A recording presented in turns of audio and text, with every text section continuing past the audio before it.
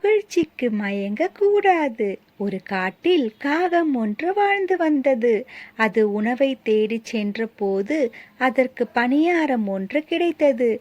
காகம் மகிழ்ச்சியோடு அதை கொண்டு வந்து சாப்பிட முயன்றது. அப்பொழுது அதை நரி கவனித்தது.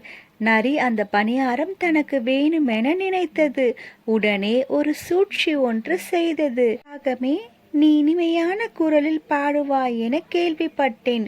எனக்காக ஒரு பாடல் பாட முடியுமா என கேட்டது. காகமும் உடனே இந்த புகழ்ச்சியில் மயங்கி பாட ஆரம்பித்தது. காகம் வாயை திறந்து கா காவென கற்ற தொடங்கியது. உடனே வாயிலிருந்த பணியாரம் கீழே விழுந்தது. நரி அதை லபக்கென கவ்விக்கொண்டு ஓடி சென்று விட்டது. காகம் அப்போதுதான் அந்த சூழ்ச்சியை புரிந்து கொண்டது. மனம் வருந்தியது. குழந்தைகளா, புகழ்ச்சியை கண்டு எப்பொழுதும் மனம் மயங்கிவிடக்கூடாது. ஓகேவா?